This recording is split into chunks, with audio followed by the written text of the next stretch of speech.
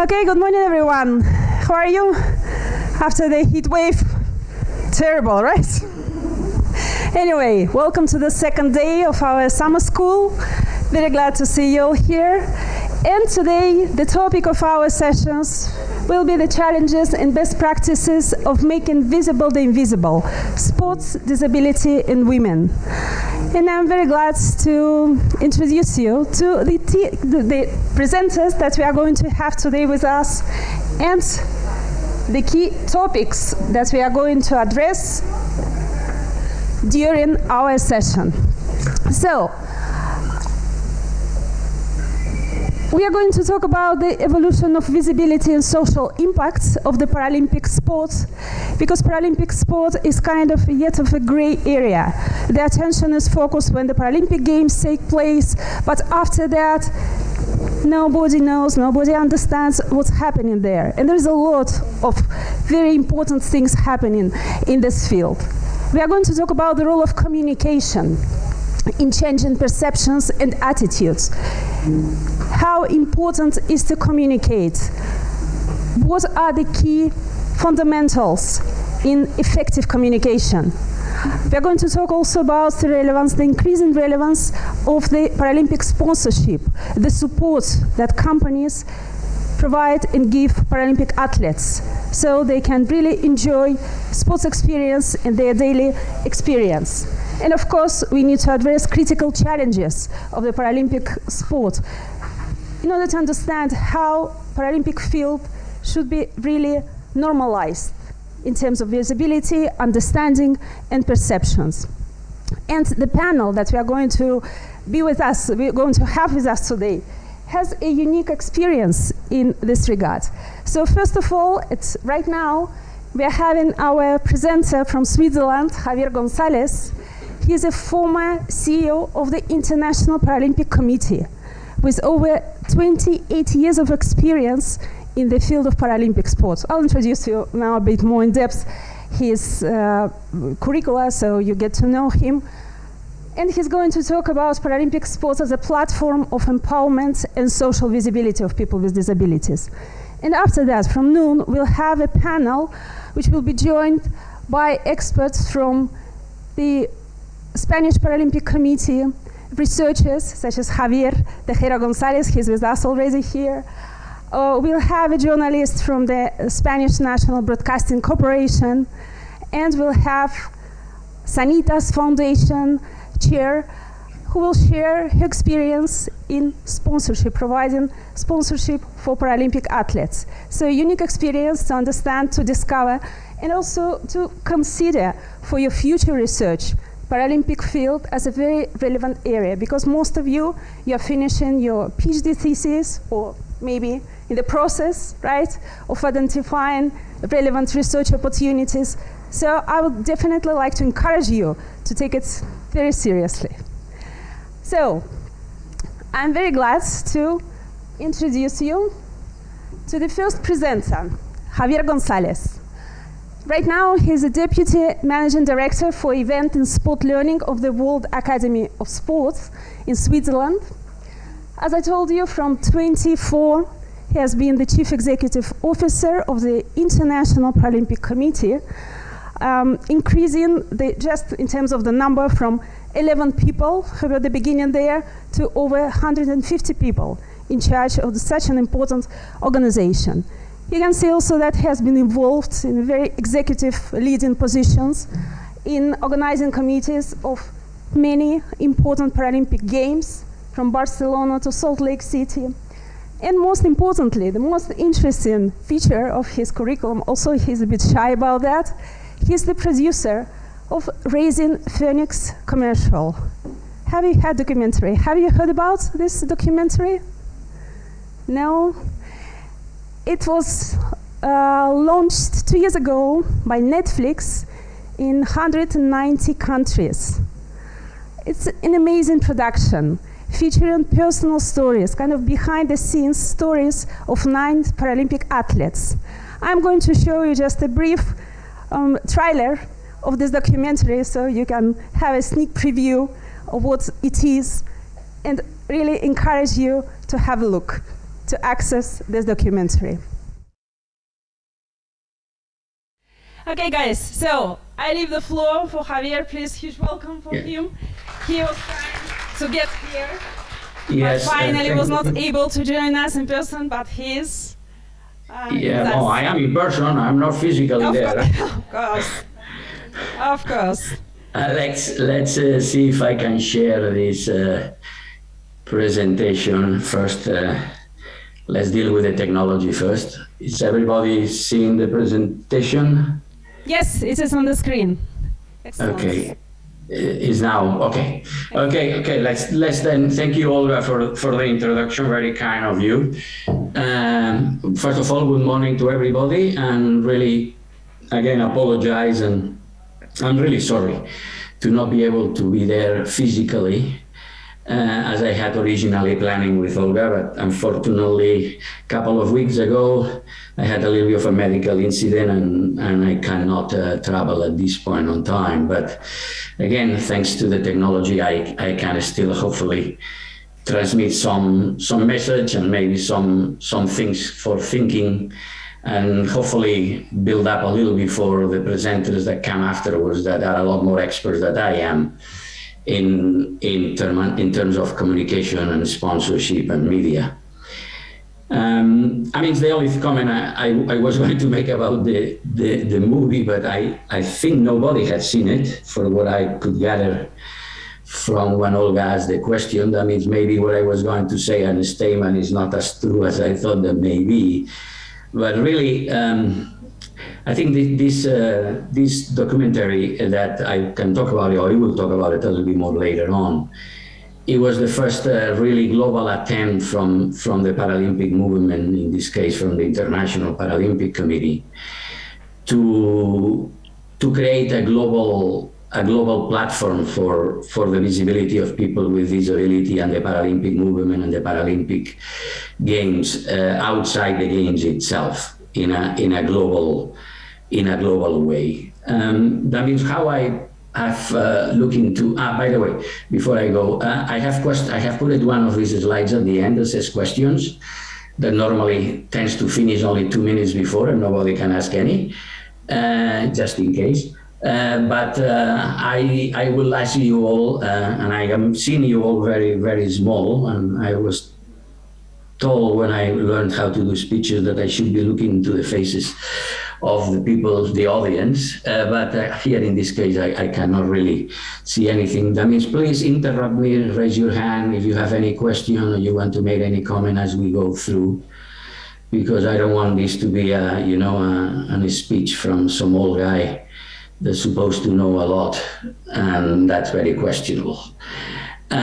So what I'm going to focus in my presentation is more in how, from 20 years ago, when Sir Philip Craven, that was in the movie, you saw it, his face, had been elected president of the IPC in 2021, and myself that joined the organizing committee as a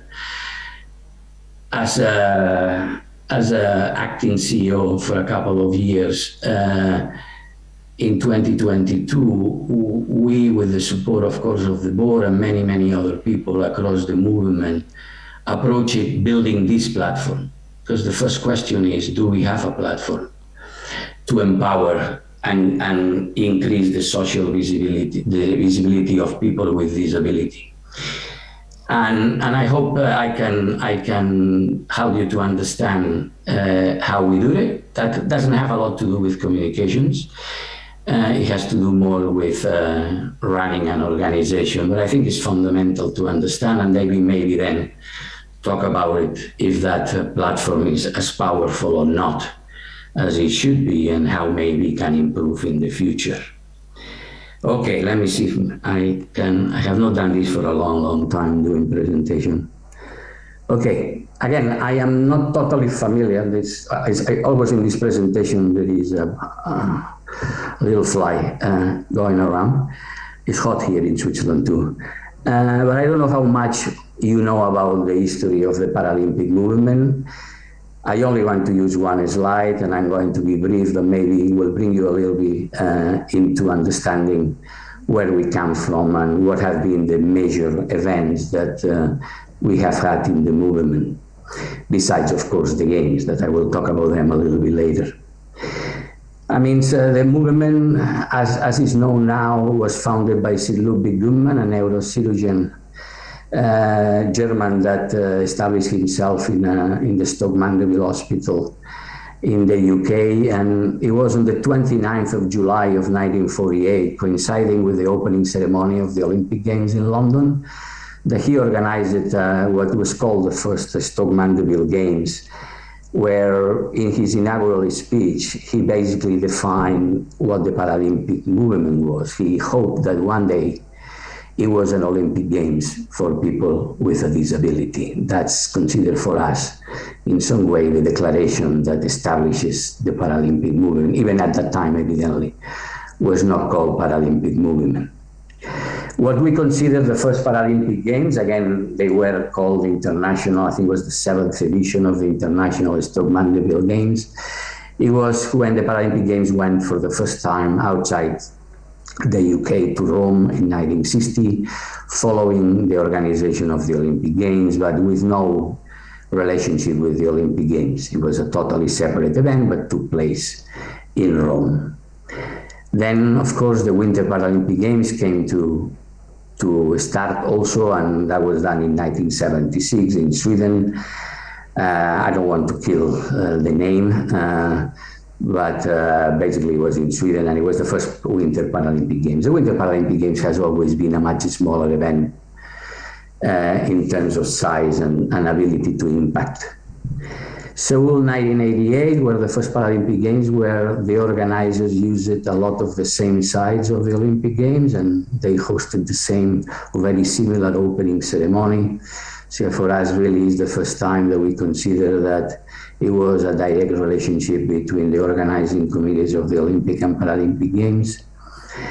In the middle of that, in Barcelona, we had the IPC, the organization I had the honor to be involved for 17 years, was created in September 1989.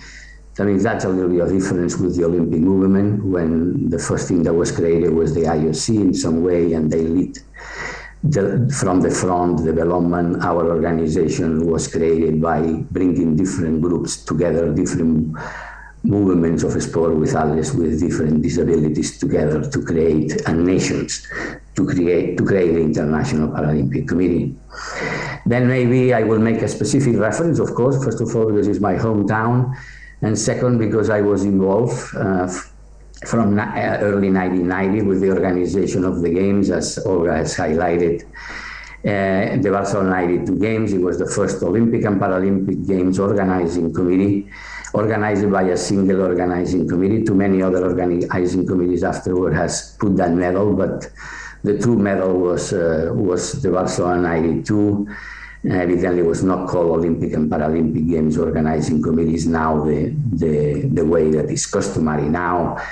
But we were all part of one single organizing committee. And again, Barcelona is considered in the Paralympic movement, Barcelona 92, a key milestone to change the perception of the Paralympic movement. Even then, maybe it was a little bit too early for the international movement to fully embrace that opportunity. And there is a lot to say here about the support that the ONCE, the National Organization for Blind in Spain, supported these games and made it as successful as they were.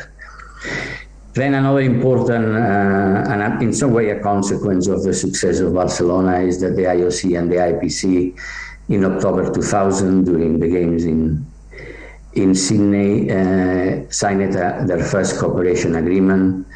It's a one-page document, but basically set the principle that the Games needed to take place in the same city and organized by the same organizing committee from there on. And the document, the agreement itself started really in 2008, but because previous organizing committees had already been selected, but the principle was applied already from immediately from Athens from Salt Lake in 2002. Sorry. Again, as I mentioned, Beijing 2008 was the first time that an organizer organized the games under the umbrella of the agreement, where it brought a lot more, evidently, coordination between both the organization of the Olympic and Paralympic Games, and in the long term, more benefits to the Paralympic movement and the Paralympic Games. And finally, that was one of my last activities as a IPC chief executive, was to facilitate that we signed a final agreement with the IOC that instead of being an agreement that needed to be renewed every 4 years, it was an agreement that extended that relationship on 32, providing to the Paralympic movement an additional platform to build the platform, if you want to call it that way, or the platform of the Paralympic sport and Paralympic movement, be able to create further visibility for people with disability and of course for para-athletes. Again, please, if you need any clarification, let me know at any time. I suppose Olga and Lisa can see if anybody's raising their hand. Let's go backwards and let's situate ourselves 20 years ago. And I joined the IPC in July 2002. That means it's 20 years ago that we need to go back to a little bit understand what Paralympic sport was. I promise you, this is not any critique of anybody before, because as I mentioned, the IPC itself was founded in '89.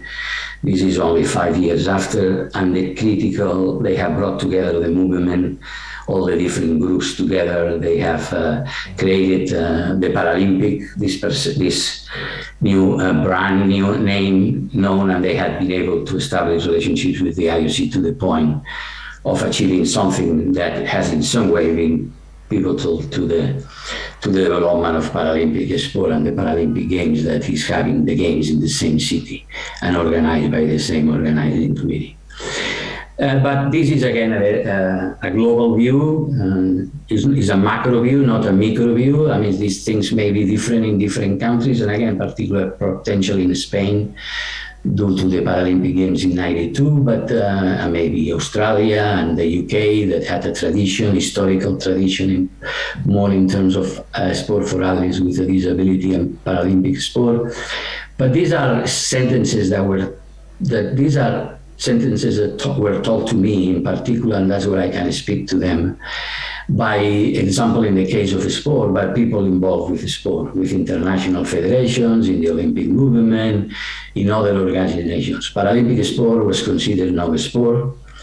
It was a recreational activity for people with disability or disabled people at the time. It was too difficult to understand, too complex, too many events. Nobody was going to pay attention.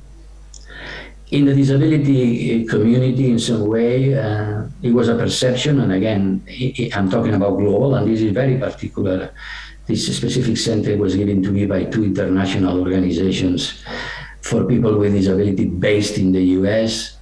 You, the Paralympic movement, don't want to be disabled. You are freaks. Your athletes are not embracing the agenda to our community. You don't belong. So we're supposed to be an sport organization for athletes with a disability, and the sport world didn't think that we were a sport, and the disability world thought that our athletes were not really wanted to be, or didn't want to be part of the movement of people with a disability. We didn't have any global visibility.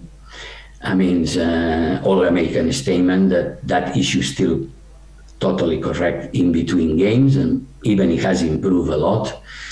And percentages in this case are important, but at that time we didn't have any global visibility except around the Paralympic Games sometimes and in some nations. There was no value for sponsor broadcasters. We didn't have any sponsor. We didn't have any deal with any broadcasters. Everything was done by the organizing committees and outside the games. Again, I'm talking about in macro view. It could be exceptions, and good exceptions. It was no coverage of the majority of events, neither in some cases like in Torino. we struggled a lot to have coverage of the Paralympic Winter Games in 2006. Evidently, all this was happening because the sponsors and the broadcasters thought that it was no audience, and probably, well, not probably, for sure, it was true. It was not an audience. It was a lot of committed people working in the Paralympic movement, but not broader audiences that were interested at that time. And again, the Paralympic Games were more a local affair that had, as I mentioned, some impact in a few countries around the world, but still, you know, at that time, and it probably was in some way still relevant for 2004 and 6. There were transitional games. Still was more an impact in the local market, and maybe again in some cases in the region, in the countries around the world, and the ones that already, as I mentioned, particularly Anglo-Saxon countries that had a little bit more understanding of parasport at that time. So I came from operations. I was a games organizer. I didn't study sports management. I came from working in parasport or Paralympic sport at the time, or sport for athletes with a disability. That's another discussion that probably needs also some research about it, all the changes in how we have been presenting ourselves. But I came from operations. I mean, Sir Philip was an athlete, had been an athlete, was still an athlete at the time, and he had the vision and of what the Paralympic media needed to be. I was more the guy who was going to do the job every day, and we approached this. And sorry, sometimes I use I. But we approach, because again, sometimes it's true that I was really involved in some of these things. We decided to very pragmatically look into what I just described to you, and even it was not too much research in place, very little, of any, that validated some of that statements at that time, except the research through talking to people, that we decided that our big problem was credibility. We needed, before we could even consider being the platform for anything, we needed to build the credibility in sport, and we needed to build the credibility on the disability movement. We needed really to make sure that people understood who we were, where we were there, what we were doing, and what we wanted to do, and how we could help them to achieve, also contribute to them achieving their goals. So the first thing that we did was to change our brand, our symbol. The brand is a little bit more complex than the symbol, but to change our symbol, that to in some way show that we were entering a new era where Paralympic sport was not going to be submitted to anything or behind the door, was going to jump into the arena as our athletes were doing every day. We created the first vision of the IPC to enable athletes with a disability, and again, between brackets, I put it later para-athletes, and in the middle we call it athletes with an impairment, to achieve sporting excellence and inspire and excite the world. It's interesting that at that time it was a lot of debate inside the board and some people close to the organization about adding and change the world. But again, I think at the end, the more realistic approach, we couldn't, even if visions are only things that are written there to drive, to drive the organization towards something that probably will never be able to be fully achieved. Change the world sounded to us too much for what we could do. So we still could not deliver sporting excellence. We still cannot inspire the world, and we, for sure, at the time, we still could not excite the world. A lot less we could change the world. So we took a very, again, I will call it pragmatic, may not be the right word, approach, sorry about the fly, to really not put it there, because we needed first to build a house in somewhere. So basically we decided to build credibility, to addressing all the challenges that had been highlighted about the perception. One is to, in some way, start to deliver and take control of the Paralympic Games, or lead the Paralympic Games, evidently in collaboration with the IOC, and build the visibility through broadcasting. That at that time, we're talking about 2002, 2003, was still the main way that people around the world watched the games. The new media elements were in their infancy at that time. We just went through the crisis of the internet in 2000, 2001. Then we clearly understood that the only thing that we had at that time that had the opportunity to do anything were the games. And we needed to bring the games to be part of this journey of building the platform. You know, that means we work evidently with the 4 editions. Some of them we didn't know at that time which city we're going to go, like 2012 and 2014. We knew Beijing and we knew Vancouver, or we were part of the process of Vancouver, of selection of Vancouver. But it was very clear to us that, you know, we needed to build the Paralympic Games as a credible event that had the largest visibility, created the largest platform of visibility itself. We needed also to make the organization better, and we needed to change the way it was governed. Now there is a lot of sporting organization. I don't know, again, how many of you are researching or study or are interested in the sport world in terms of their international federations, but there is a lot of hype about good governance. Well, we started very early, already in 2002, 3, 4, trying to look into how we could be a more modern and a better organization at that time. We again also look into improving the governance and the management, in particular the management of the sports. The IPC, by historical reasons, was running 13 sports in the Paralympic movement. You may also have seen news recently, as today, that some international federations now are taking over some of these sports in the winter world. But at that time, it was our responsibility, and again, this was the way to address the in-between, but also to make the sports and the sports experience at the Paralympic Games more inspired and more exciting to the spectators and to the audience, global audience. We needed our agreement with the IOC, as I said, was 1 page in 2000, and then was extended to a more detailed agreement in 2001. Didn't have any financial or any marketing elements, so we needed to solve that. I mean, the IOC, one of the, you probably also know, one of their more important elements of to be able to raise the fund that they raise is the exclusivity of their sponsors. That means it was important that if we were going to be in the same city, if we were going to organize the games in the same with the same organizing committee, needed to establish rules of how that will work with the sponsorship of the IOC and what the IPC could do in that framework. That means that was necessary to settle, and we did that in 2003. And we needed funding, because evidently the funding that we were getting basically from the organizing committees was very limited.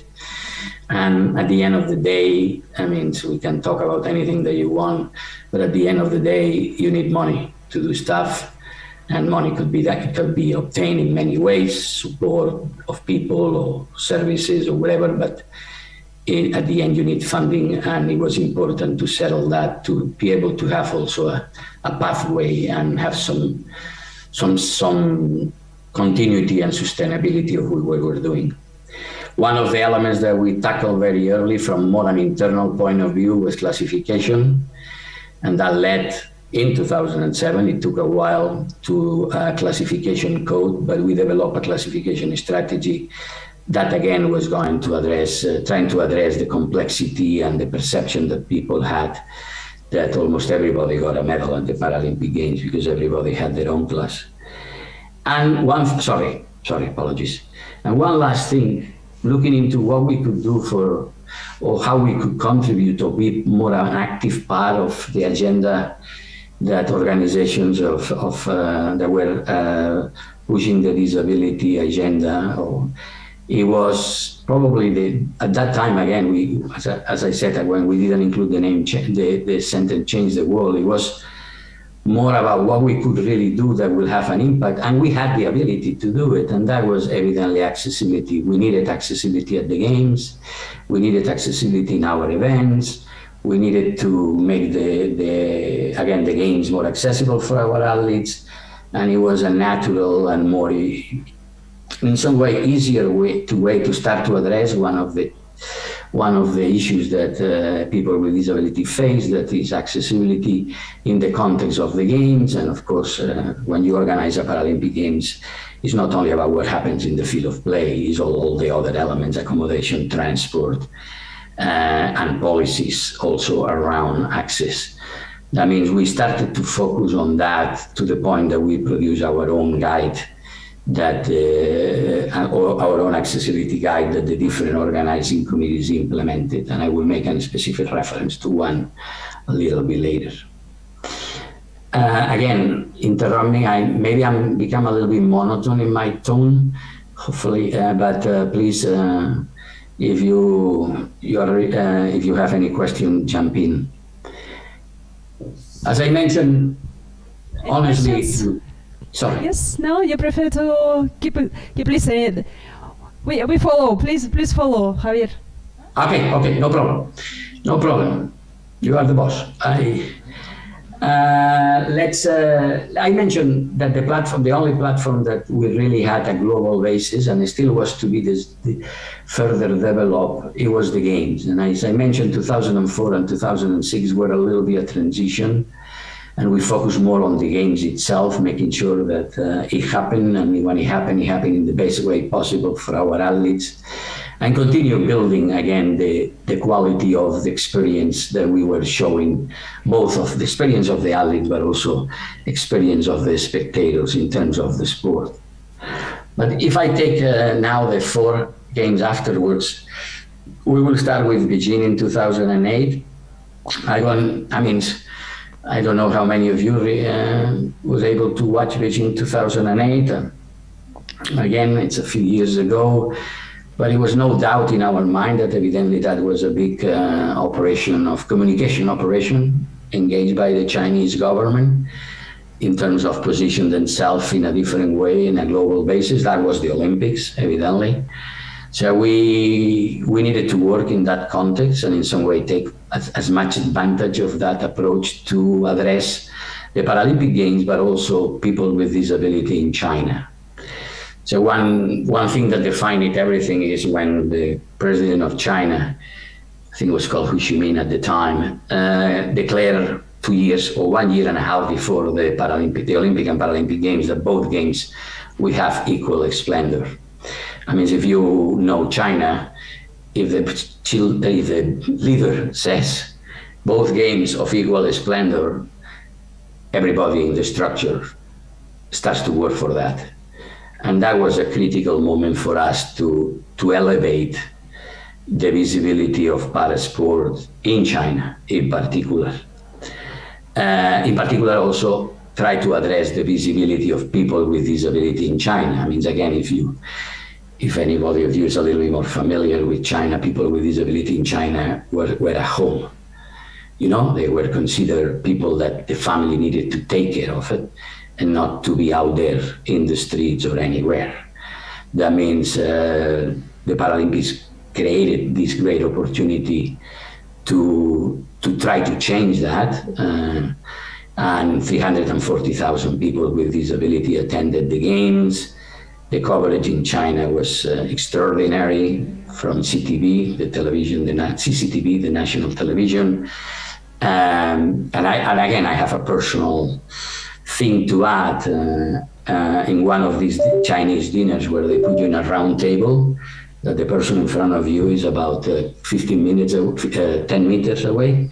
So you only can talk about with the next two that are next to you. I had the opportunity to be sitting next to Deng Pufan, that was the chairman of the Chinese People Disabled Federation, that was basically the organization that ran it. But it was like the Ministry of Disability in China, and he was the son of Deng Xiaoping, that is a person with a disability itself. And in one moment of the conversation, of course, through a translator, he told me, Xavi, I don't really know anything about the sport and I don't really like sport, but I can tell you, I know that the Paralympic Games will do more for people with disability in China than I have done for 50 years. And I think that's basically, in my mind, summarize it, that the Paralympic Games had that opportunity if evidently the conditions were the right ones. And in this case, I mean, you can talk about China, about many other things, and we are not going to enter in the human rights record.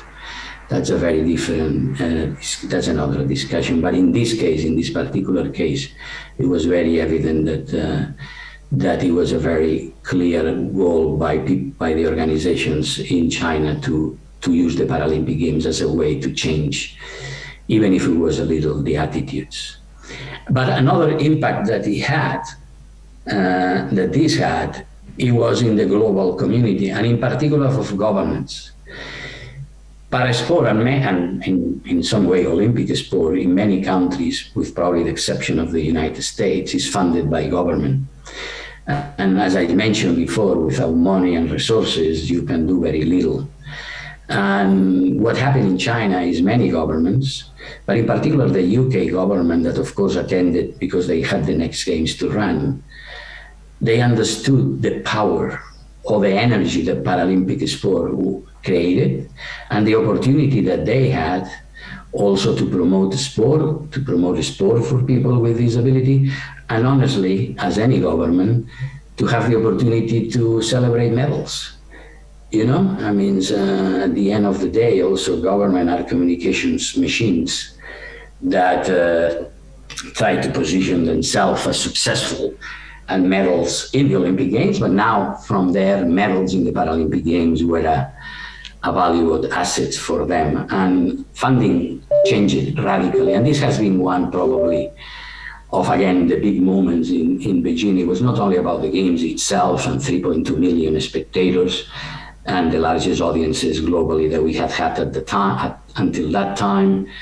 It was also about the impact that it had in many governments, some not so, like example, Ukraine, unfortunately, in the situation that they are today, but Ukraine and others, not only the UK, but many others learned and saw the opportunity and started to invest more. And again, they have continued doing it.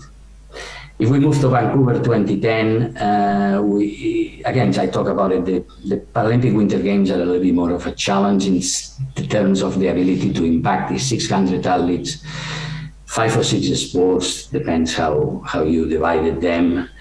And again, it is not, there doesn't have a lot less countries participating. That means it creates a little bit more. That means the Winter Games, the focus in Vancouver was to set the best standards possible. Again, to focus on the experience of the athletes and the spectators, and it starts to address the issue of Paralympic winter sports as a sport. And I can tell you, it probably from a visibility point of view, if you watch Paralympic Winter Games, you will be a lot more impressed if you watch the Summer Games. If I go to 2012, that evidently is probably the event that more people knows and the one that has created more buzz around it. And it's true. What we look at London was evidently London is the one-off, or it is not, maybe competing with New York, the media capital of the world. And what we look at it was to how we can take advantage of that to, again, take another step in building this platform for parasport, for Paralympic sport, for our athletes, but also for people with disability in general. And I mean, so we had a lot of good elements to do that. We had a very good organizing committee in terms of organizing the event. We were born in the UK, as I mentioned before, where it created, again, a sense of history and heritage that is very important in the UK. You know that, I mean, with the Queen and all these other stuff. I mean, they are really very into their heritage. That means that helped a lot to build it. But I think the most important is it was a very professional organization that deal with the Paralympic Games in the same way that they deal it with the Olympic Games, and also they saw the opportunity, in particular in commercial and marketing and broadcasting. After China, they saw the opportunity there that evidently in China was not necessary, as the government was behind everything. He was quoted in one moment that what they wanted, that they were telling the people in their communication that the Paralympics were going to be the surprise of the summer of 2012. I mean, the Olympics were going to be sensational, they were sensational, but everybody expected that. Everybody expected the games in London, and Olympic Games in London, a country with the history in sport, and that the games were going to be, and in organizing sport event, that was going to be a major success. But I think the Paralympics were, and that was the true at the end, the surprise that engaged with the British public and in a global basis with a much larger audience. Again, I mentioned there the spectator engagement was amazing in terms of not only having a lot of large crowds, but very engaged crowds, knowledgeable crowds. And a lot of that had to do with the Channel 4. That is one of the public channels in the UK. It's not as known as the BBC, of course, because it was more with commercial and not so much with funding from government. But it was decided by the organizing committee to provide the national broadcasting rights to Channel 4. It was one of the most, the better decisions that we took, even if we needed to be in some way forced to do it, because we were losing audience for an opportunity that at the time, evidently, when the agreement was signed, we didn't know if they were going to be successful. But their approach, innovative approach, a little bit breaking the rules approach to the coverage of Paralympic sport, it brought a new dimension, in particular with young people, in terms of the coverage of the Paralympic Games, and we have used them in the next games to engage with, in particular, the national broadcaster. I mean, I don't know how many have been familiar or is familiar with the campaign that they created, Superhumans. That was really created a shock in the British public. And then a little campaign that they put it together in between the Olympics and Paralympics called Thanks for the Warm-Up, in relationship to the Olympics, to the Paralympics. That was I think, again, that called the attention of the general public and created the atmosphere, the fantastic atmosphere. It has been some images of the 100 meters of in London Paralympic Games that in some way it had a lot more noise that Usain Bolt running the 100 meters in the Olympic Games. And finally, I will really close. I don't know how I'm doing on time. Let me check 1 second. Okay, I think I'm still well into the schedule. I will mention Sochi 2014, and I will focus exclusively in accessibility legacy. Maybe also a little bit history of an old man, but this is even before my times. When the games took place in Moscow in 1980, the then organizations that were running the Paralympic movement asked the Russian government to host the Paralympics in some way, as Rome had done and Tokyo had done in '64. And the Russian government replied, no, we cannot host them because in Russia there is no people with disability. And that's a statement. That means for us it was very important going to Sochi that we did something that really had an impact in the people with disability in Russia. And accessibility was an opportunity. Russia didn't have any rules, national rules in accessibility standards. That means they adopted our standards, the standards of the IPC across the nation, and all new projects of construction besides Sochi itself. Evidently they did other things, but unfortunately, Sochi 2014 then got tainted by the doping scandal, and evidently talking about Russia in this moment is probably not something that we want to do. But I think there is no way that I can avoid to say that despite other things, accessibility was a legacy that still is there, and still some organizations for people with disability build on it, what was created in Sochi. Then we go to Rio, the first games in South America. Very exciting decision that the IOC took, and to move it to Rio, but evidently it was a very challenging time, and I call it the games that almost didn't happen. And this is covered a little bit on the documentary. That is, if you want to know a little bit, there is one component of the documentary is what happened in Rio, but it was a games that had a lot of difficulties, Olympic and Paralympics, leading to the games by many reasons: economic downturn, political instability, a country that evidently from an infrastructure point of view had some deficiencies, corruption, a lot of stuff going on that made the Olympic Games also to have a lot of difficulties in the start of the games. And well, I say because it almost didn't happen, because I don't remember the day, I think it was the 21st or the 24th of July already, if I recall, already with the Olympics athletes in Rio. I had a call with the leadership of the organizing committee, and they told me that the games may need to be canceled because there was no funds available. Well, that's operationally was evidently caused a lot of issues. I mean, we were also in the middle of suspending the Russian Paralympic Committee for what happened in Sochi with the doping scandal. So it was not an easy moment, but again, we went and worked with elements of the organizing committee to fix it and to make sure that our athletes at the end had the foundation to again continue showing the world what people with disability in these ways around the sport can do. The games took place. Maybe I will make a comment about the ones to watch at the end.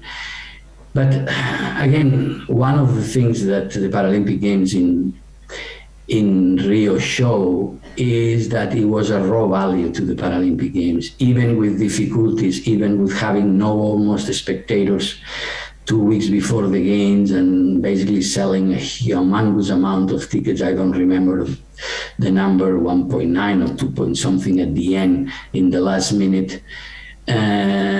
And during the games in particular, it was because what the people was watching in TV, what the people was seeing in the media, where the people was talking in particular in Rio, the mouth-to-mouth communication,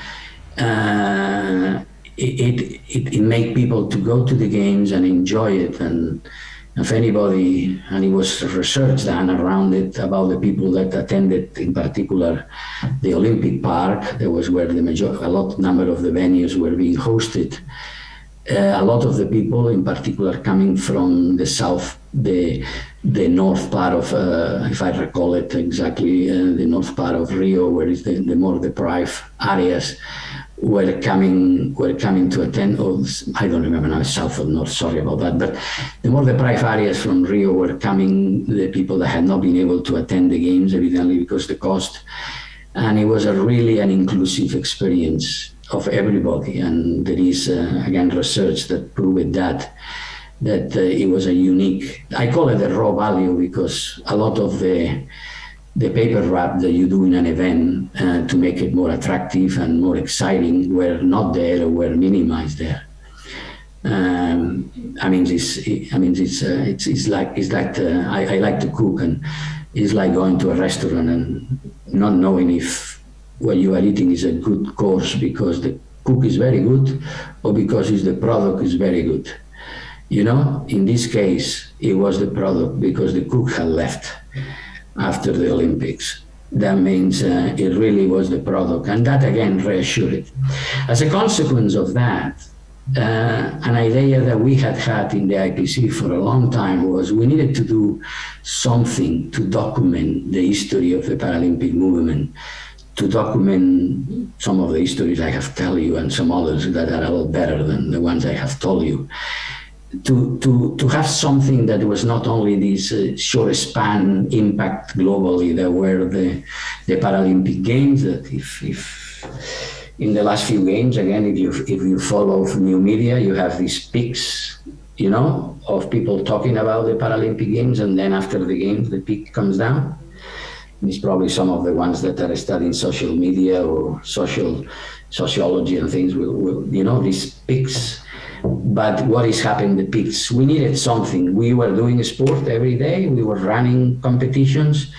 But again, we needed something that had a more global impact. And what really happened is, after Rio and the drama that we had in Rio, against a documentary is also needs to have some elements that to make it successful. That means we had the history, we had the human stories with our athletes. If you watch the movie, you will see them. And we needed something that it made it unique, a drama. And again, I am a producer of the document. Doesn't mean that the producer does a lot, but I contributed in some of the discussions where I also spoke to people that knows about this. And we needed something, I call it the challenge. It was a drama, and that was Rio. That means putting these components together, giving it to a group of people very professional with successful documentaries, and taking in some way advantage that the documentaries in general, sport documentaries in particular, have become very popular, in particular thanks to the growth of platforms like Netflix and Amazon and all these other ones that you probably all know, that created this new opportunity to showcase to a broader public new things that through the normal channels were a lot more difficult. We did the documentary, we put it together. I think I have seen also, there's a picture, a few words I say during the documentary. It was an amazing experience. But again, it was the right time to do it. And again, it shows that there is an interest, and it was an interest. It was watched by a lot of people around the world. We won an Emmy, if that means anything, but if even recognition from the community that it was a great documentary. But again, it was showing that we had mature enough creating all the pieces to be able to do something that went beyond the games, to tell our story, something that anybody can go back and watch it if you are interested, when the games normally are, again, short-term, medium-term impact. Sorry, one moment.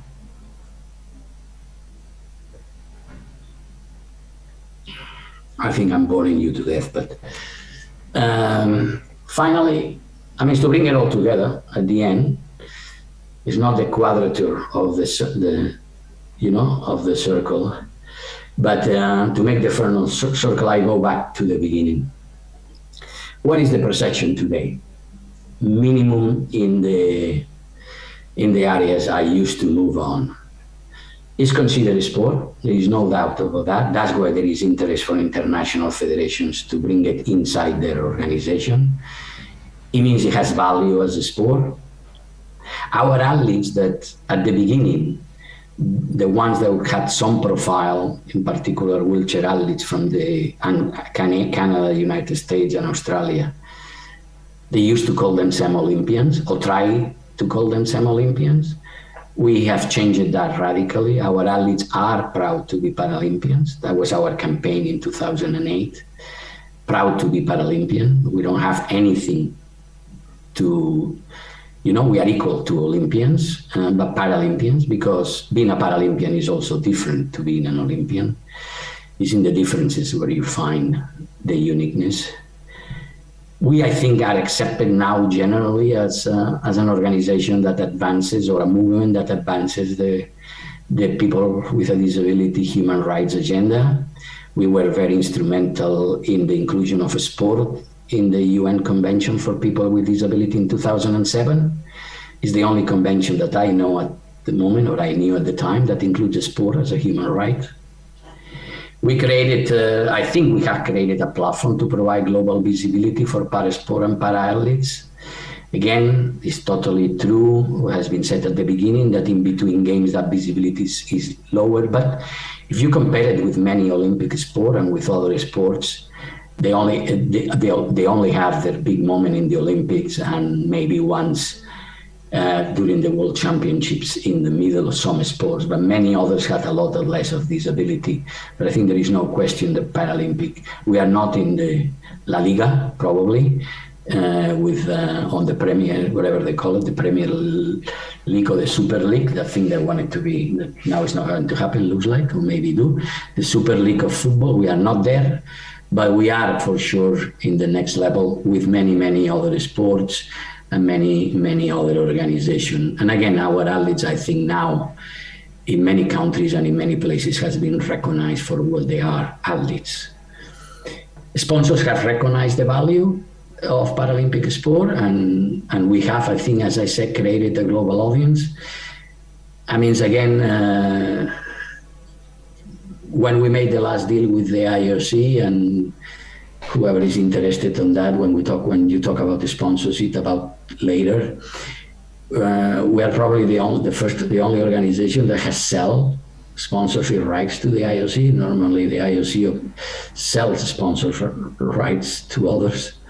I mean, that's why now all the top sponsors are sponsors of the Paralympic movement, and that has created an opportunity. And that was also because sponsors were asking to be able to access to our rights, in this case, sponsorship rights in a very commercial approach, to be able to promote them and to link with them and to associate with them, and that's happening now at global basis. And again, through our growth in television globally, now there is a lot more and more the NBC coverage of the different games. Again, from going, I think in Salt Lake City, we had 1 hour and a half summary program 3 weeks after the games, where as much as we were able to get in NBC, when now we have hours and hours of coverage during the games and after the games. Evidently, not only in the main channels, but also in all the digital platforms. And finally, I think the Paralympic Games are now considered a global sporting event, not something only organized by an organizing committee for the domestic consumption. I think spectators are more international. The global audiences, as I said, watch it, and the expectation is that countries around the world and entities around the world will be looking into success of the Paralympic Games as they look at the Olympic Games. Finally, because Olga and Lydia gave me, and Lisa gave me some questions that to guide me a little in the presentation. I don't know if I have followed any one of them, but there was one about challenges in the future. But I need to be honest with you. I have not been involved with the Paralympic Games too much since mid-2019. That's already 3 years. Of course, the pandemic in the middle, and this that I have not mentioned a lot about Tokyo at the moment, because I'm not the best person to do that. But if I look at where we were in 2019, and again, after going through the pandemic, the postponement of the games in some way, Paris 2024 is where Tokyo should have taken it after Rio, as Tokyo was a very unique games, and Beijing 2022 also without the spectators or without large number of spectators. But I think it's important that one of the challenges is make sure that we don't have more ups and downs, the roller coaster of success with the games. I think hopefully Rio is the last time that we need to be talking about internal operation issues that should be staying in the back of the house, as we say at the games. But also they need to be maintained sustainable. I mean, need to make sure that the costs don't spiral, because one of the fundamental principles of joining both games was synergies in between both, in particular in cost savings for the organizing committee. Grassroots development and parasport between the games. Again, Olga mentioned it from a communication point of view, but from a reality point of view. I mean, we need to continue growing, and we will never have a full platform totally globally if we don't have domestic platforms based on the people that is growing parasport and Paralympic sport in every nation. That's grassroots development. And also parasport between the games until we don't have more competitions, better competitions, more competitions that create interest beyond the city where they are organized. It will be difficult to continue taking, to the next level. It's easy to go up than to maintain. I think that's probably an euphemism, but it's true. Reducing the resource gap in the movement. Again, the same thing. In some way, as any organization, as more successful you become, there is people that become more successful and others that get more to the back of the train. So we need to make sure that we are all in the same train and we bring everybody together, because we have an aspiration of universality, and as a movement, a global movement, we should make sure that everybody gets the right opportunity to be part of the movement. One debate that we had, and that's where the change the world came in, is how much we should be doing what we were starting to do, be a sport organization and do sport for para-athletes the best possible, and how much we need to be doing social organization. One thing is to creating a platform for visibility, but the balance, of where, and I think maybe some of the vision that is now existing, maybe, at the end of the day, it's better, in my view, it's better to do one part well and contribute to others do their well than try to do everything and do nothing. Nothing well enough. Again, sport is our world, is the one that has been critical, building it to create this platform. Probably we should be, it's a debate I think that needs to happen. Again, continue maintaining our brand and value differentiation. If we go back to the terminology, more commercial or marketing terminology, we don't want to be the Olympics, because when we are the Olympics, we only want to be the small version of them and lose our unique elements that makes people to look at us as a different. We want to be together. We want to be part of one movement, the sport movement, but we need to maintain, again, some of the movements to integration in sports, and these, again, they need to be addressed. I'm not saying that cannot be. I'm only saying that it's a challenge that needs to be looked at it. How Paralympic continue being a brand across the world that continue building that platform or helping to build that platform for people with a disability. And then there is a reality that we need to face. The sport world is changing. I call it ecosystem. I couldn't find any other better word, but the introduction of esports or the metaverse and all this stuff to work with it is created opportunities and challenges, but as a challenge, we need to respond, we need to address it. And also evidently that now the audiences are individuals using tools that you probably are all very familiar to access information, to access coverage, to access everything. That means how we maintain the relationship with that, in what is a very crowded world, and I don't need to talk about it, where news normally are very short, even if they are important. And I think that's all what I had. Yes, the big questions at the end. Well, thank you very much. Hopefully I have not bored you to death. But I'm here to answer any questions, and hopefully something I said can help maybe the next presenters in some way to get probably again to a more expert approach to these topics. Sorry, Olga. Thank you very much, Javier, for such an insightful presentation. You can hear the applause from the audience. I think it's a very detailed approach to the historical evolution of the Paralympic movement that most of you may be not that familiar yet with. And I'm sure this conversation helps a lot to understand a bit more and to have a broader perspective on how interesting and relevant the Paralympic movement is. And I'm sure there are some questions, right, from the audience.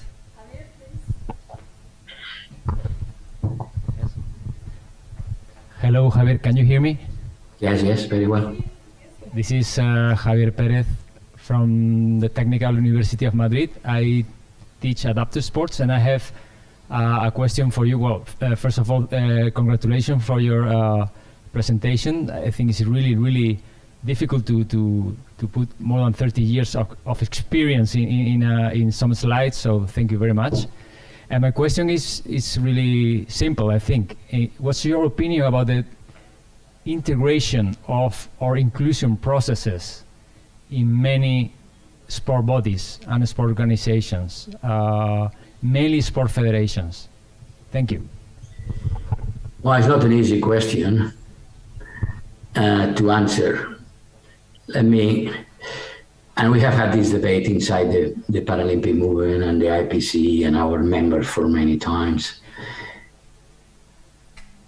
I mean, it's something that must happen. If we look into an inclusive society, we should not have, we should have one sports movement that embraces everybody. The issue is how we get there. Again, I go back to my background in terms of seeing the things more as a plan that wishes, and maybe wishes is not the right word, but I'm going to try to explain it. I mean, I think it must happen.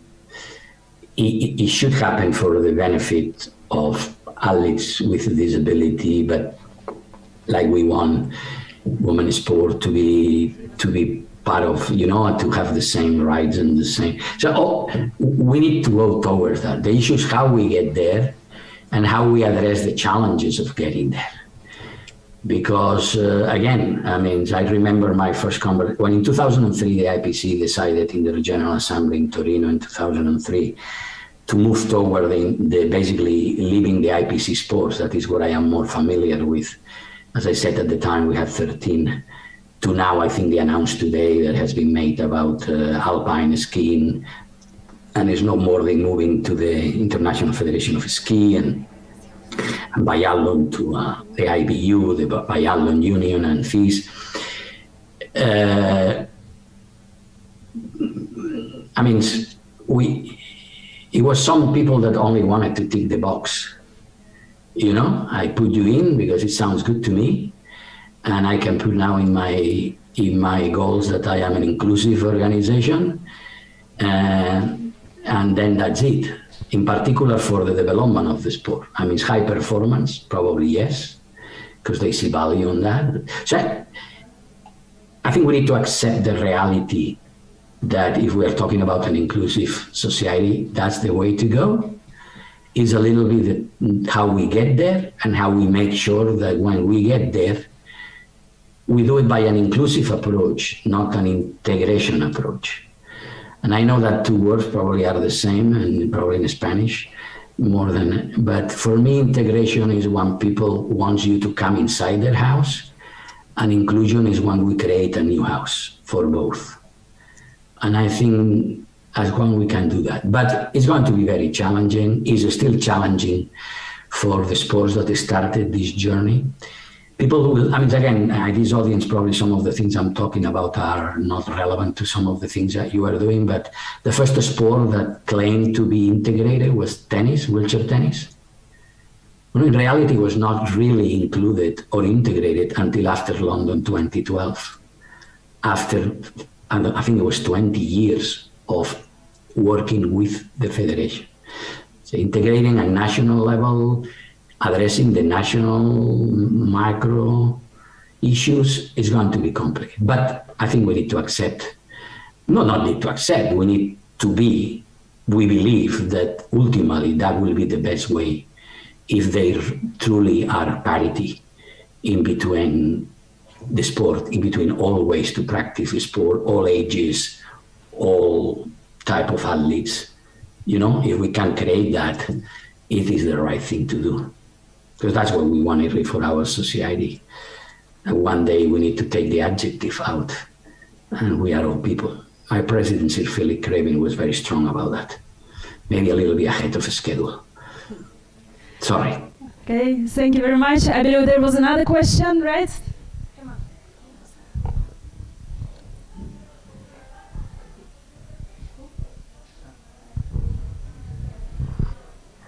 Thank you very much for such an insightful presentation.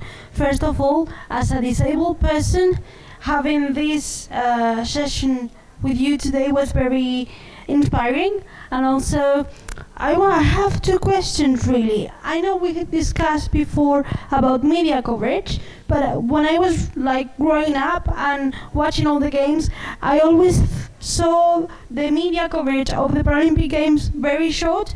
So I wanted to know how, although you already explained it, how this coverage has been changed throughout the different games. And also, I wanted to know, if there's time, if there was any program or a scheme to engage children and youth into the Paralympics as well.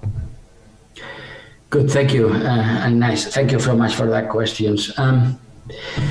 Yes, the coverage of the Paralympic Games has changed radically. I mean, in reality, it was very little coverage for many years. As I mentioned, 92 was a unique situation. We had coverage, but it was pretty much based in, except with the support of the OMCE that helped to do more coverage at national level.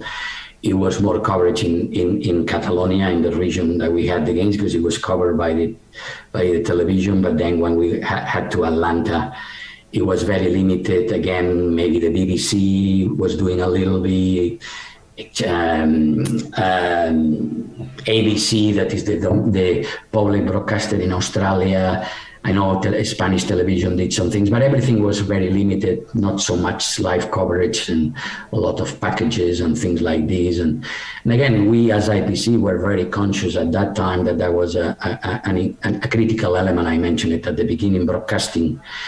If we had the games growing and making them more attractive, we needed to engage with the broadcasters. I mean, I think one name I want to bring to the table, and is a Spanish guy,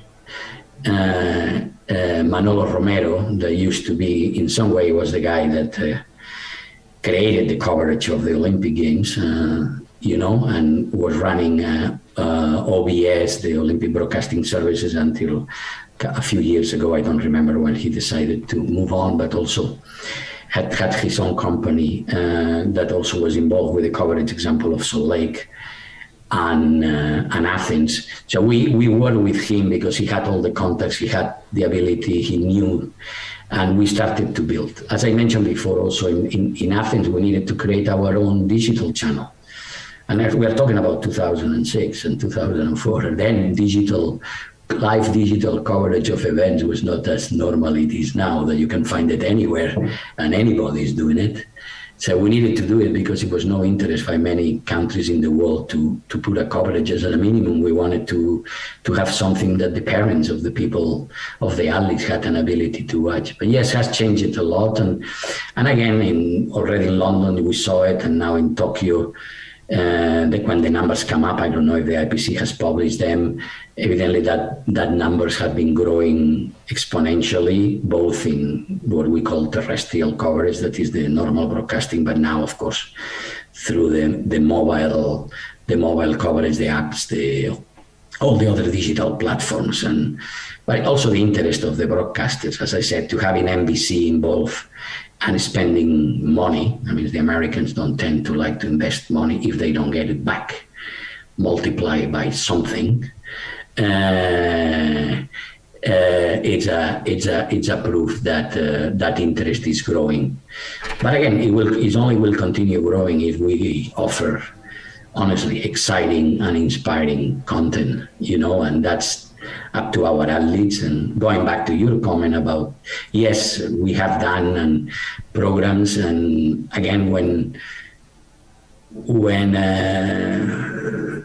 discussing our original vision, we make sure that even if our responsibility was to organize the Paralympic Games, and I have used the Paralympic Games as an example of building a platform for global visibility, we needed to do things for every athlete, because there is no Paralympians if there is no athletes, having opportunities at the grassroots level, So we have done programs as IPC, we have funded programs, and I put it as one of the challenges. That's one of the issues with call it at the moment, integration in international federations, is who is going to be doing the grassroots programs, who is going to be bringing not only the new generation of Paralympians, who are going to bring physical activity to people with disability.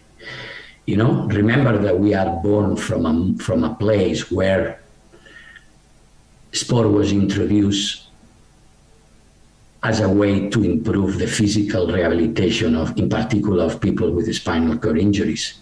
So where is that? We cannot lose sport from the rehabilitation centers. We need to have sport at the grassroots. We need to create opportunities for people recreationally practicing whatever sport they want. If they want to jump from a bridge, as I have seen, it doesn't matter. But that requires not only the work of the Paralympic movement. We are together with other organizations that covers all disabilities, and more than anything, we are engaged with government that again has a very important funding role in supporting that, and the national organizations that in some way deliver that. That's one of the issues is the world is very diverse, fortunately, and ways to do business in different countries is very different also. But yes, Sir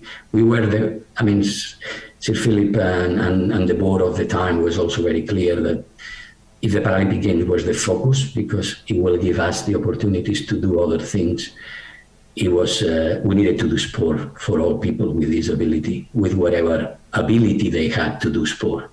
They may have a lot of abilities to do many other things. I don't know if I have answered the question, but... Yes, thank you very much. It was a pleasure. Thank you. Thanks, no problem. Pleasure. Okay, I think we have one more question here. First of all, thank you so much for your presentation. I wanted to ask you about Agitos, about the new symbol that you presented in 2004. I wanted to know how do you make Paralympic athletes proud of this new symbol? Okay, that's a question. Maybe then I need to, sorry, I still have a little bit of time. I'm going to bother you a little bit more. Going back to the times. The IPC, when it was founded, adopted as a symbol and unfortunately I didn't put together but if you go to the Google, you will find, and clearly you have some interest, adopted the symbol that the Seoul organizing committee had. There were 5 taiguks. Taiguk is one of the elements of the yin and yang circle that the Koreans have, the good and the bad, that circle. They adopted these 5 taiguks. They were positioned like the Olympic rings and had the same colors of the Olympic rings. Of course, as I said, and it's not a criticism, it's a fact of reality. We live in a commercial world, and as I said, we need the IOC felt that logo was too close to the rings and requested the IPC to remove 2 of the agitos and final with 3. So when we, in particular, Sir Philip being an athlete and coming from that, he strongly felt that had been a little bit of a concession, on giving away too much of our identity. But evidently we couldn't go back to the 5 taiguks. That means we decided to look into, in a professional way, with a media company to embrace a new logo that was not a revolution, it was an evolution. You can see it had the same fundamental colors, not the same Pantone, but the same fundamental colors and the same positioning, a little bit the same structure, but in a different way, more dynamic, more futuristic. If you look, it has been slightly changed recently or a couple of years ago, but if you look with people that know about design, it's a futuristic approach because it looks to I don't know if it's the left side or the right side to the corner. That means moving forward. That means an agitos itself is moving forward in Latin, if I don't mistake. So that's now. When the agitos came up, but I can tell you the taiguks didn't have a lot of relevance to the athletes itself. But when the agitos come back, as I said before, it was something that people, not only the Aguitos, the Paralympic, it was not something that some athletes were too kind of. They wanted to be Olympians, you know? They had tattoos with the Olympic rings and things like this because they thought that their ultimate paradigm was to be an Olympian. So we did an exercise I mentioned in 2008, 2010, and I think up to 2012, a campaign with our athletes to make them to be proud to be a Paralympian. That Paralympian was, as I said, well, a name, but it was not different to Olympian. I mean, I will use an example, please, may not be the perfect one and maybe not the right one, but it's like Coca-Cola and Pepsi-Cola. I mean, people likes one or likes the other, but are the same, you know? And in this case, we needed to make sure that the people, our allies that are the best representation of what Paralympic movement is the athletes. Means you will see it you have seen it in the little video that we passed this morning a little bit early, or if you go to see the movie, the athletes tell you the story, only telling you who they are and what they do, and seeing them doing it. So we needed to embrace them. We needed to make them to be part of this journey, and I think that's what we did. I mean, evidently, it will be people still that feel that, and again, if we look into the future, I still call a question about inclusion or integration. Maybe one day there is no Olympians and there is no Paralympians, there is athletes, you know, and that probably is the ultimate goal. But if you want to get there, honestly, you need to bring more value in what you bring to the table, you know, even if it's from purely marketing point of view. Hopefully I have tried to answer your question. That's great.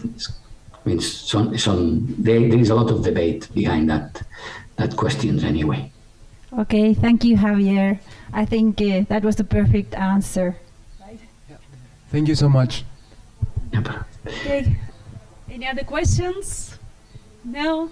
Javier, Okay. thank you so much for your time, for being with us here today, for such an interesting presentation, personal experience. I'm sure most of you will like to watch the Netflix documentary after this session, definitely.